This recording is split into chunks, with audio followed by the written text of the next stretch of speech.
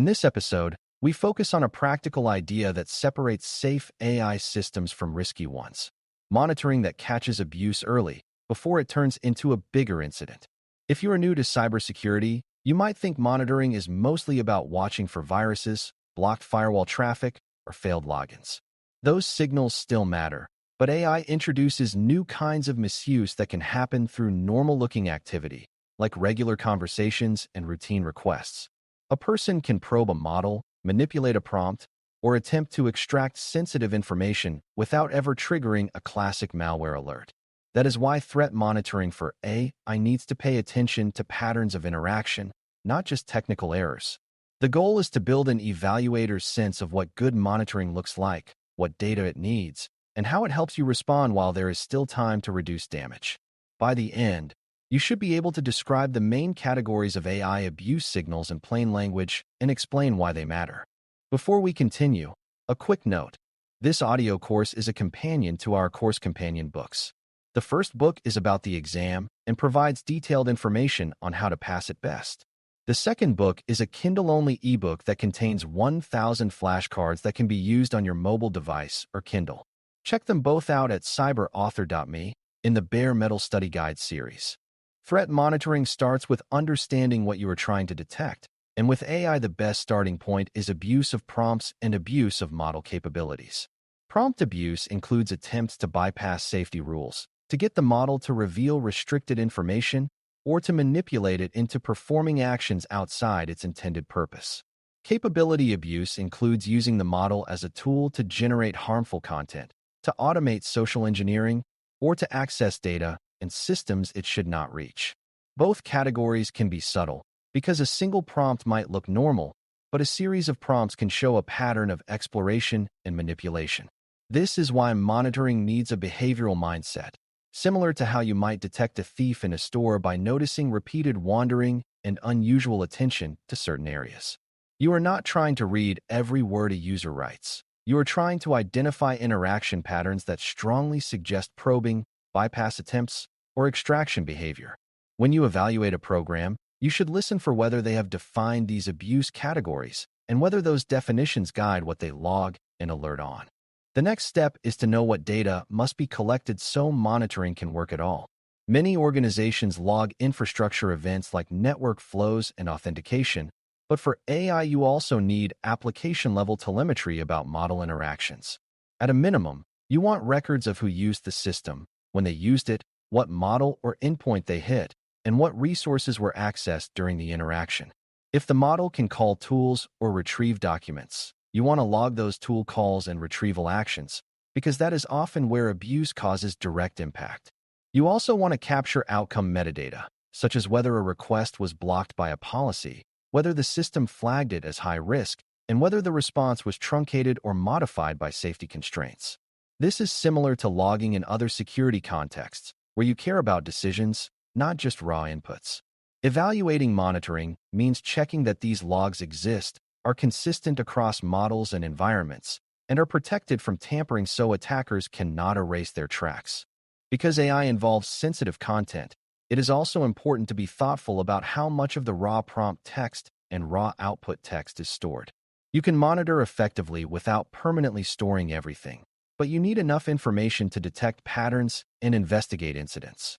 Some programs store hashed or tokenized representations, store short excerpts, or store only risk signals and categories unless an investigation requires more detail. The key evaluation point is balance. Monitoring that stores nothing is blind, but monitoring that stores everything can create privacy and compliance risks. A mature program makes explicit decisions about retention, access controls, and who is allowed to view content, especially when prompts might contain personal data or confidential business information. When you evaluate, you want to hear that they have rules for who can see what, that logs are encrypted and access is audited, and that retention is tied to risk and regulatory requirements rather than convenience. Monitoring is only trustworthy if it is also governed. Now let's get concrete about early warning signs of prompt abuse, because this is where AI monitoring becomes unique. One strong signal is repeated attempts to override system instructions, such as a pattern of asking the model to ignore rules, reveal internal policies, or act as if it has special permissions. Even if you do not store the full text, you can detect these attempts through classifications, pattern matching, or policy trigger events. Another signal is iterative prompt tuning, where a user repeatedly submits very similar prompts with small changes, especially after being blocked, which often indicates they are trying to find a phrasing that slips through. A third signal is boundary testing, where a user asks for restricted categories of information in slightly different ways to see where the guardrails are. A normal user might ask a question once and move on, but an abuser often behaves like a scientist running experiments, collecting results and refining inputs. Monitoring should be designed to spot experiment-like behavior early, not only to catch the final successful bypass. Another important category is data access abuse, which becomes critical when models can retrieve documents or connect to internal knowledge bases. Here, the monitoring focus shifts from what the user asked to what the system fetched and used to answer. A user might ask an innocent-sounding question, but if it causes the system to retrieve sensitive documents, that is what matters. Early signals include unusual retrieval volume, retrieval from high-sensitivity repositories by users who do not normally touch them, and repeated queries that walk systematically through topics or file categories. You also watch for retrieval that appears unrelated to the user's normal role, because attackers often use broad exploratory queries to see what information is available. If the system supports multiple data sources, it is especially important to log which source was used, because the same question answered from a public dataset has very different risk than the same question answered from internal legal or human resources documents. Evaluating RAL monitoring means checking whether the program can tie each model interaction to the specific data sources touched. If the model can call tools, run workflows, or trigger actions, then tool abuse signals become a major monitoring requirement. Tool calls are the bridge between a model and real-world impact, so early detection here can prevent damage. Signals include unusually frequent tool calls outside normal business hours, tool calls that touch high-risk functions, and tool call sequences that look like automation rather than normal human interaction. Another useful signal is policy friction, meaning the system repeatedly tries to call a tool but is blocked by a guardrail, which can indicate someone is probing for a way around restrictions. Even when every attempted action is blocked, repeated attempts show intent and justify an escalation to review the user and their session.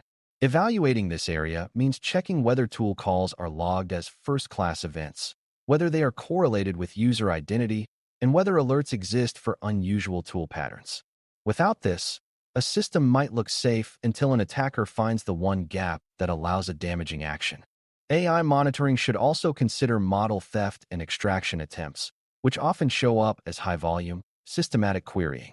An attacker trying to copy a model's behavior may ask a large number of inputs that cover many categories, sometimes with a regular structure, to build a training set of input-output pairs. That can look like heavy usage, but there are patterns that distinguish it from normal users, such as consistent request shapes, evenly distributed topics, and sustained activity designed to maximize coverage rather than solve a specific task. Another extraction pattern is asking for internal instructions, hidden prompts, or configuration details, which can reveal how the system is controlled.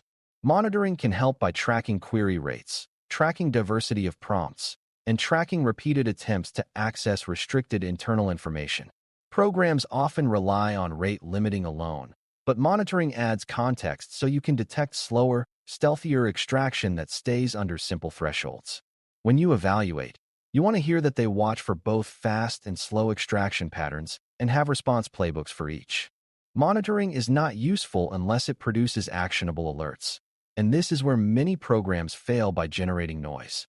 Good alerts are tied to clear risk hypotheses, such as repeated policy bypass attempts, abnormal retrieval from sensitive sources, or abnormal tool call sequences.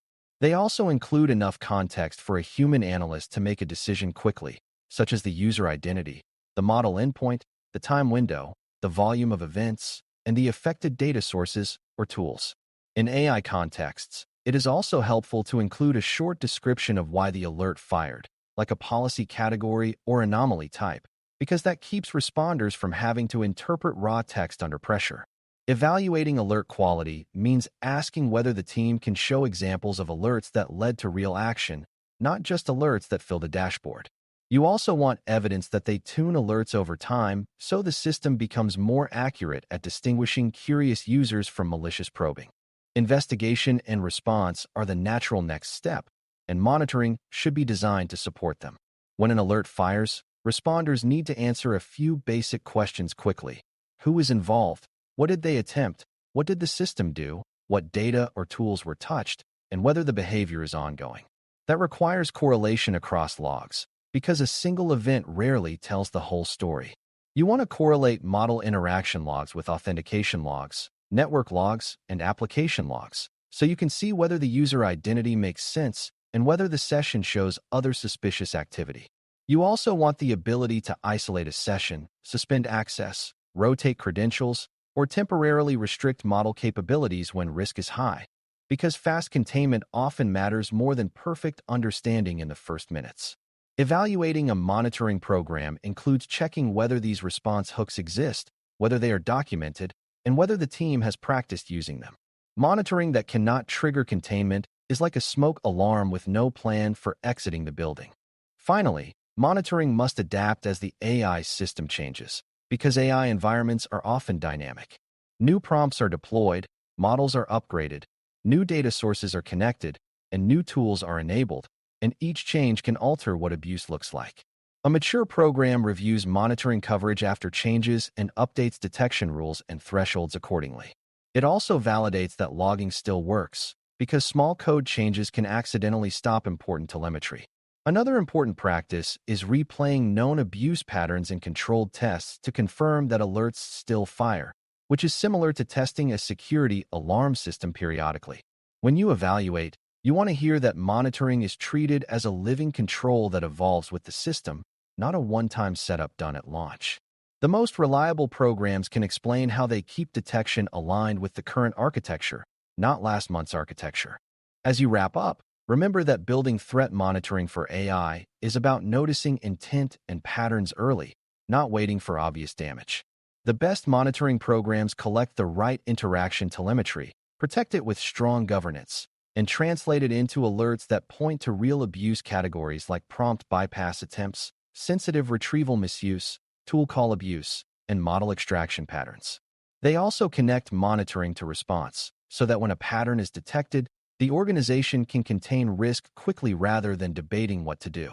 For a beginner, the key takeaway is that AI abuse often hides inside normal use, so classic malware-focused monitoring is not enough on its own.